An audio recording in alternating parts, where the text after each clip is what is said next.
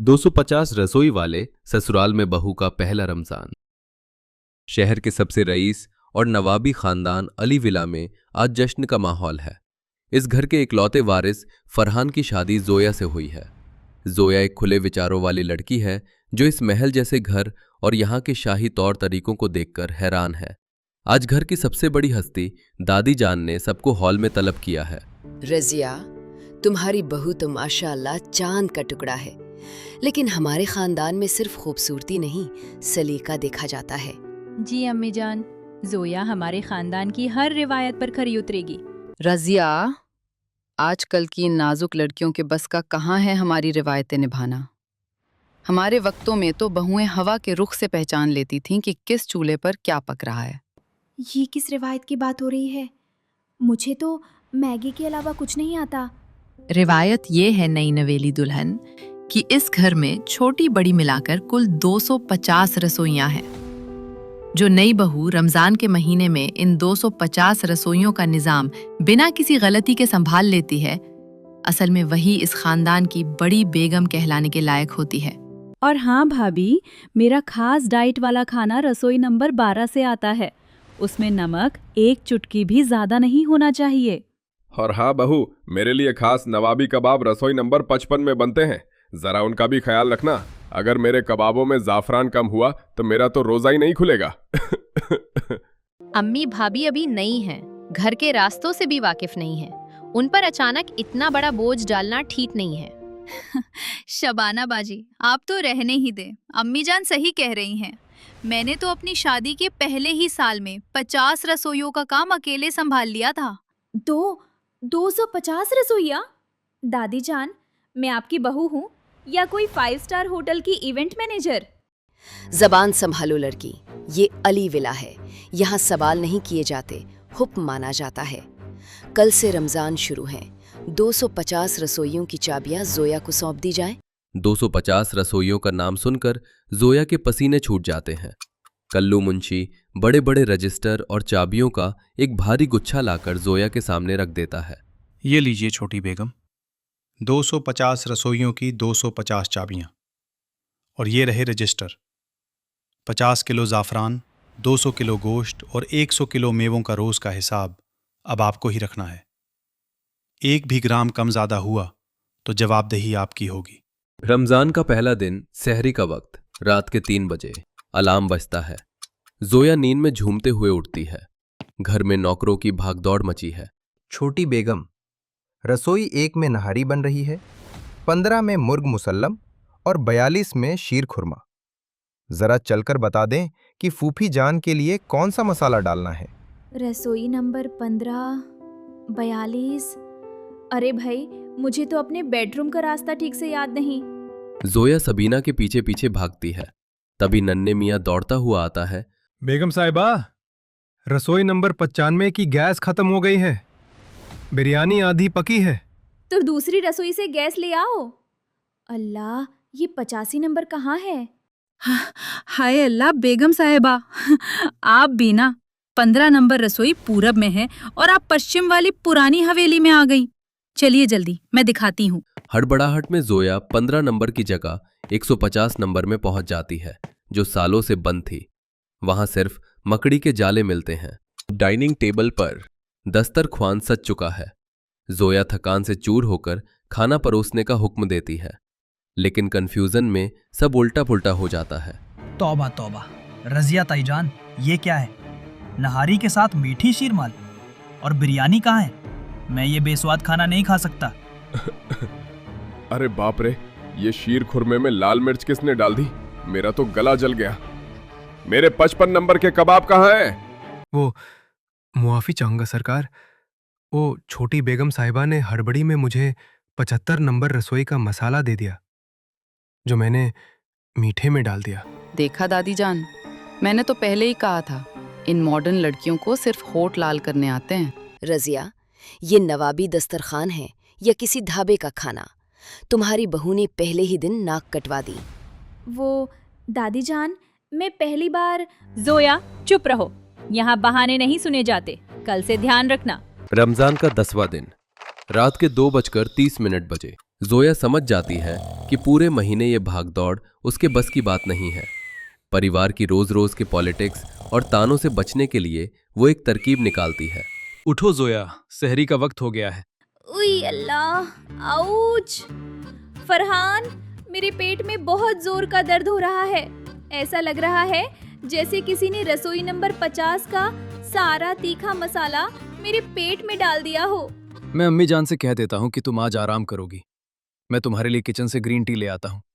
फरहान के जाते ही जोया आराम से मोबाइल निकालकर रील देखने लगती है और चिप्स खाने लगती है। लेकिन खिड़की के बाहर से चाची फरीदा की जासूस नौकरानी गुलशन ये सब देख लेती है। अच्छा, तो ये बीमारी का नाटक चल रहा है। अभी जाके फरीदा बेगम को ये वीडियो दिखाती हूँ। इफ्तारी का वक्त, शाम के समय पूरा परिवार मौजूद है। अरे रजिया भाभी, जरा अपनी लाडली बहू से पूछिए कि सहरी के वक्त जो जानलेवा पेट दर्द होता है वो इफ्तार में मटन कबाब देखकर कैसे गायब हो जाता है। फरीदा, तुम ये क्या कह रही हो? चाची जान सही कह रही हैं अम्मी। गुलशन ने खुद रात को भाभी को मजे से चिप्स खाते देखा है, बल्कि वीडियो भी बनाई है। और बेचारे फरहान भाई उनके लिए किचन में चाय बना रहे थे। खानदान के इकलौते वारिस से बावर्ची का काम करवा रही हैं ये। क्या मेरे पोते से चाय बनवाई? या अल्लाह, इतनी बड़ी मक्कारी! हमारे खानदान की बहू होकर काम से बचने के लिए झूठ बोलती है। पूरा हॉल सन्न रह जाता है। जोया शर्म से पानी पानी हो जाती है। दादी जान, मेरा वो मतलब नहीं था। मैं बस बहुत थक गई थी और मुझे कुछ समझ नहीं आ रहा था। खामोश! तुमने इस खानदान के उसूलों से खलवार किया है। अब तुम्हारे पास अपनी गलती सुधारने का सिर्फ एक मौका है। परसों अलविदा जुम्मा और फिर ईद है। चांद रात और ईद के दिन 250 की 250 रसोइयां एक साथ खुलेंगी। अगर तुमने अकेले उस दिन का मैनेजमेंट बिना किसी गलती के नहीं किया तो तुम्हें मायके भेज दिया जाएगा और घर की चाबियां निदा को मिलेंगी। रमजान का आखिरी दिन। जोया अपनी इज्जत और अपना घर बचाने के लिए जी तोड़ मेहनत करती है। ईद की चांद रात को घर में मेला लगा होता है। जोया पागलों की तरह एक रसोई से दूसरी रसोई भाग रही है। बेगम साहिबा, रसोई 112 का घी खत्म है। छोटी बेगम, रसोई 210 का शेफ छुट्टी पर चला गया है। बेगम साहिबा, फूफी जान का कोरमा 175 में जल रहा है, जल्दी जाइए। बेगम साहिबा, सफियाबाजी के डाइट वाले खाने में फिर से नमक ज्यादा डल गया। बस करो। 112, 210, 175। मैं इंसान हूँ या कोई मशीन? मैं कहाँ जाऊं? लगातार 24 घंटे की भागदौड़, नींद की कमी, परिवार के तानों और भारी प्रेशर की वजह से जोया की आंखों के सामने अंधेरा छाने लगता है। वो एक बड़ा सा पतीला उठवाते हुए चक्कर खाकर दालान के बीचों बीच बेहोश होकर धराम से गिर जाती है। जोया! पूरे घर में अफरा तफरी मच जाती है। डॉक्टर को बुलाया जाता है। डॉक्टर साहब, मेरी बहू को क्या हुआ है? अकबर साहब, इन्हें बहुत ज्यादा स्ट्रेस और एक्सट्रीम वीकनेस है। इनका बीपी बहुत लो है। अगर कुछ देर और ये इसी तरह भागती रहती तो कोमा में भी जा सकती थी। डॉक्टर के जाने के बाद कमरे में सन्नाटा छा जाता है। रजिया बेगम जोया के पीले पड़े चेहरे को देखकर फूट फूट कर रोने लगती हैं। शबाना भी अपनी भाभी के पास रो रही है। लो, अब ईद के मौके पर नया नाटक शुरू कर दिया। बस चाची जान, एक लफ्ज और नहीं। आज अगर मेरी बीवी को कुछ हो जाता तो मैं इस घर की ईंट से ईंट बजा देता। फरहान सही कह रहा है। अम्मी जान, माफ कीजिएगा, लेकिन आज मेरी बहू की ये हालत आप लोगों के इन झूठे तानों और हमारी इस खोखली रिवायत की वजह से हुई है। अकबर, तुम अपनी माँ से जबान लड़ा रहे हो? अम्मी जान, आपको याद है जब ये 250 रसोइयों की रिवायत बनी थी, तब इस घर में हमारे परदादा अपने 6 भाइयों के साथ रहते थे। तब घर में 20 बहुएं हुआ करती थीं, जो मिलकर काम बांट लेती थीं। आज मेरी बहू अकेली जान है। हमने अपनी झूठी शान के लिए एक बच्ची की जान दांव पर लगा दी। सही कह रहे हैं ये। मेरी बहू अकेली जान है। मैंने समाज और आप लोगों के तानों के डर से अपनी फूल सी बच्ची पर जुल्म किया। अल्लाह मुझे कभी माफ नहीं करेगा। मुझे भी माफ कर दे अम्मी। मैंने भी भाभी का दर्द नहीं समझा, बस अपनी डाइट की पड़ी रही।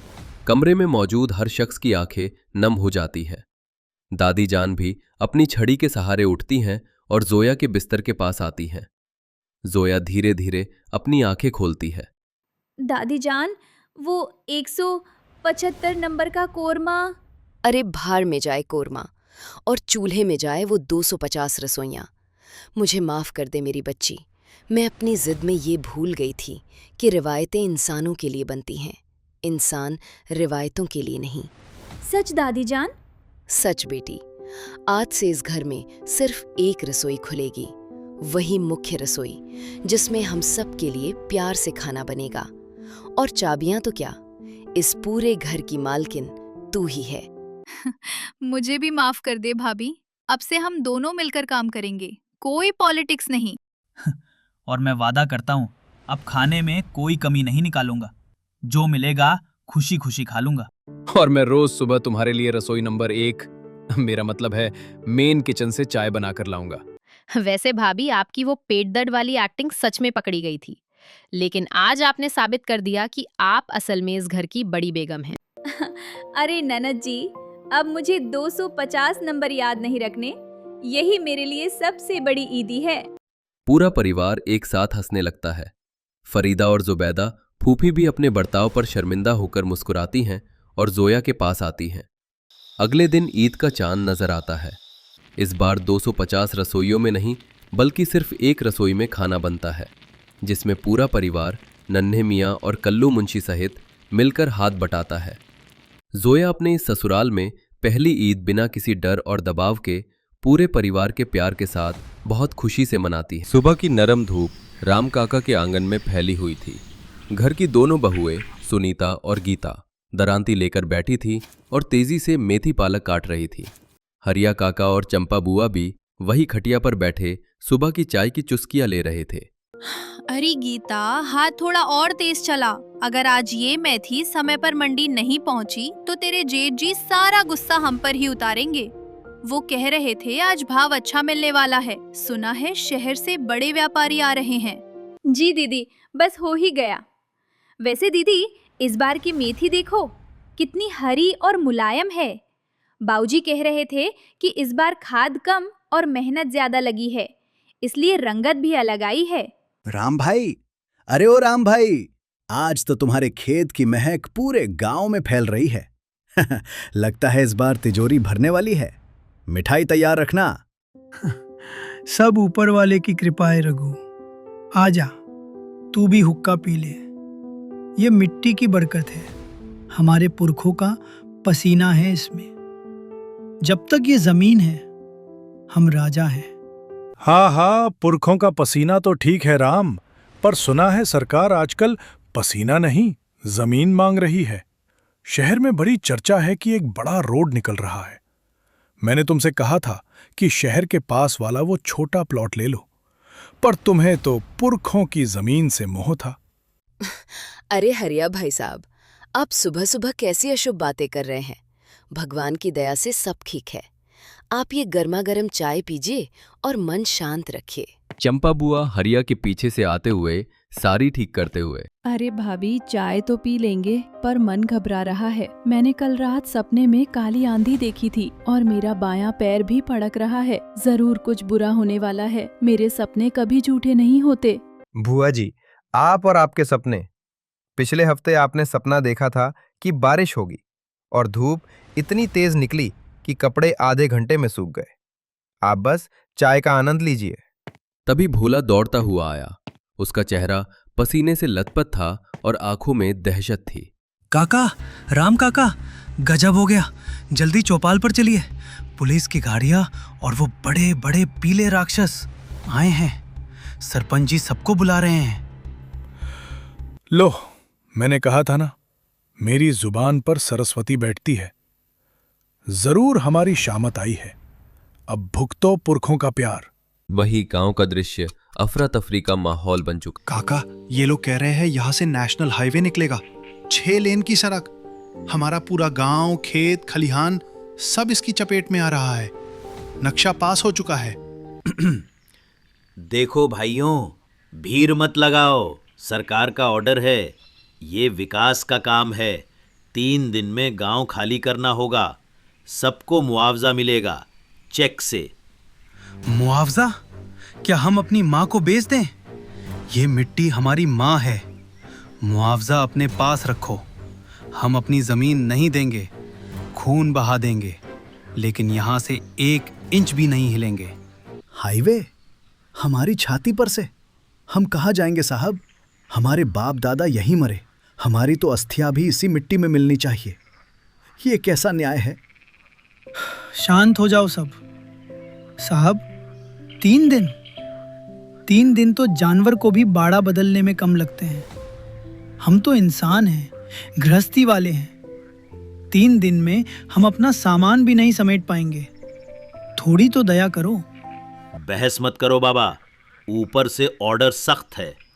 3 दिन मतलब 3 दिन, वरना मशीनें अपना काम शुरू कर देंगी। 3 दिन बाद गांव उजड़ चुका था। लोग बैलगाड़ियों और टेम्पो में अपनी गृहस्थी लाद रहे थे। मेरा तुलसी का चौरा, मेरे हाथ का लिपा हुआ आंगन, सब यही छूट गया। जिस घर को तिनका तिनका जोड़कर बनाया था, आज उसे खंडहर होते कैसे देखूं। हाय राम, अब बुढ़ापे में कहाँ भटकेंगे। कहा था मैंने, काली आंधी आएगी। अब देखो, सिर पर छत भी नहीं रही। मेरे संदूक में रखी बनारसी साड़ियाँ भी खराब हो जाएंगी धूल में। हे भगवान, ये बुढ़ापा खराब करने के लिए ही बचा था क्या? राम, मैंने 10 साल पहले कहा था वो शहर वाली जमीन ले लेते हैं, पर नहीं, तुम्हें तो यहाँ की खुशबू अच्छी लगती थी। अब सूंघते रहो धूल। अब चलो धक्के खाने, न घर के रहे न घाट के। हरिया, अब कोसने से क्या फायदा? विपदा सब पर आई है, अकेले मुझ पर नहीं। किशन कह रहा है नदी पार बंजर पहाड़ों में बंजारों की पुरानी गुफाएं हैं, वहीं चलते हैं। कम से कम सिर छुपाने को जगह तो मिलेगी। तपती धूप में काफिला आगे बढ़ा। रेतीले रास्ते पर भूख और प्यास से सबका बुरा हाल था। माँ, पानी, गला सूख रहा है माँ, बहुत प्यास लगी है। दीदी, मेरी बोतल में थोड़ा पानी बचा है, लल्ला को दे दो, मैं बर्दाश्त कर लूंगी। तू पी ले गीता, तेरा गला भी सूखा है, चेहरा एकदम सफेद पड़ गया है। अरे कोई मुझे भी पानी पिला दो, मेरा गला तो कांटे जैसा हो गया है। हाय, कैसी किस्मत फूटी है हमारी। एसी गाड़ी में घूमने की उम्र में रेगिस्तान की खाक छान रहे हैं। बुआ जी, बस थोड़ी दूर और, वो देखो सामने पहाड़ दिख रहे हैं, बस वहां पहुंचकर सब ठीक हो जाएगा। गुफाओं के पास पहुंचकर, हे भगवान, उन पत्थरों में रहेंगे हम। यहाँ तो आदमी क्या, जानवर भी ना टिके। न पेड़ न छांव, बस आग बरसता सूरज। हे राम, हम यहाँ रहेंगे इन अंधेरी गुफाओं में? देखो वहाँ जाले लगे हैं, यहाँ तो सांप बिच्छू होंगे। मुझे तो बहुत डर लग रहा है। बाऊजी, कहीं और नहीं जा सकते? वाह राम भाई, क्या महल ढूंढा है। अब इंसान नहीं, आदि मानव बनकर रहना पड़ेगा गुफाओं में। यही दिन देखना बाकी था। ताका, शिकायत करने से क्या होगा? जो है उसी में गुजारा करना है। देखो, छत पक्की है पत्थर की, आंधी तूफान कुछ नहीं बिगाड़ सकते। अगर हम मिलकर सफाई करें और गोबर से लीप दें तो ये बिल्कुल घर जैसा बन जाएगा। गीता भाभी ठीक कह रही हैं। मैं और सुरेश भाई जाकर लकड़ियां लाते हैं। रात को आग जलानी पड़ेगी, जानवरों से बचाव के लिए। कुछ हफ्तों बाद जीवन थोड़ा पटरी पर आने लगा था, लेकिन खाने की किल्लत थी। देख रही है गीता, कभी हम बोरियों में भरकर ताजी सब्जियां बेचते थे और आज ये सड़ी गली भाजी बनाने की नौबत आ गई है। ये किशन भी मंडी से वो उठा लाता है जिसे जानवर भी ना खाएं। ये क्या है बहू, ये डंठल कौन खाएगा? मेरे दांतों से तो ये चबेंगे भी नहीं। राम राम, क्या दिन आ गए। राजभोग खाने वाले अब घास फूस खा रहे हैं। बुआ जी, अभी यही है, भगवान का प्रसाद समझकर खा लीजिए। लाओ दीदी, ये जड़ें और कचरा मैं बाहर फेंक आती हूँ। बहू, थोड़ा दूर फेंकना, वैसे ही यहाँ मक्खियाँ बहुत हैं। बीमारी फैल गई तो दवाई के पैसे भी नहीं हैं। काकी, आप चिंता ना करो, धूप इतनी तेज है कि रेत में सब सूख कर राख हो जाएगा। रेत तो सब कुछ हजम कर जाती है। गीता रोज सब्जी का कचरा, बीज और डंठल नदी के किनारे वाली गीली रेत में फेंक देती थी। हरिया काका अक्सर उसे टोकते कि रेत में कचरा मत फैलाओ, गंदगी मत करो, लेकिन गीता चुपचाप अपना काम करती रही। 3 हफ्ते बाद अरे ओ सुरेश भाई, राम काका, हरिया काका, जल्दी बाहर आओ, सब काम छोड़ो और बाहर आओ। क्या हुआ? अब क्या पहाड़ टूट पड़ा या नदी सूख गई? पहाड़ नहीं टूटा काका, सोना उगा है, सोना, अपनी आंखों से देख लो। सब भागकर बाहर आए। पीली रेत पर हरी भरी चादर बिछी थी। उनकी आंखों को यकीन नहीं हुआ। ये मैं क्या देख रहा हूं? रेत में मेथी, पालक, बिना खेत के, बिना हल चलाए। अरे ये तो वही जगह है जहाँ गीता और मैं रोज कचरा फेंकते थे। मुझे लगा था सब सड़ जाएगा। बाऊजी, ये तो सच में उगाया। देखो, नन्हे नन्हे पौधे निकल आए हैं। रेत ने हमारे कचरे को खाद बना लिया। अरे ये कैसे हो सकता है? मैंने पूरी जिंदगी खेती की है, रेत में सब्जी। जरूर कोई जादू टोना है या मेरी आंखों का धोखा है। जादू नहीं काका, विज्ञान है। नदी की नमी, रेत ऊपर से गर्म है लेकिन नीचे से ठंडी है, और जो कचरा बहुओं ने फेंका वो खाद बन गया। कुदरत हम पर मेहरबान है। ये तो साक्षात अन्नपूर्णा की कृपा है। हम भूखे नहीं मरेंगे, भगवान ने हमारी सुन ली। सुनो सब गांव वालों, रोना बंद। हरिया, रघु, भोला, उठाओ फावरे। अगर कचरे से सब्जी उग सकती है तो मेहनत से हम इस पूरी रेत को हरा कर देंगे। मटके गाड़ दो जड़ों में, एक बूंद पानी भी बर्बाद नहीं होगा। महीनों की कड़ी मेहनत के बाद मंडी में। अरे राम काका, तुम? हमने सुना था तुम लोग उजड़ गए, दाने दाने को मोहताज हो गए। फिर ये सोना कहाँ से उगा लाए? ऐसी चमक तो हाइब्रिड सब्जी में भी नहीं होती। भाई मान गए, ऐसी ताजी हरी सब्जी तो आज पूरी मंडी में किसी के पास नहीं है। इसकी खुशबू बता रही है कि ये देसी खाद की है। सेठ जी, घर उजड़ा था, हौसला नहीं। ये हमारे रेतीले पहाड़ों का कमाल है और हमारे परिवार की एकता का। काका, ये पालक तो एकदम मक्खन जैसी है। भाव मत बताओ, बस 2 किलो तौल दो।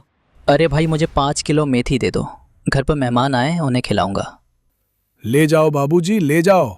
ये आम सब्जी नहीं है, हमारी बहुओं के जादू वाली सब्जी है।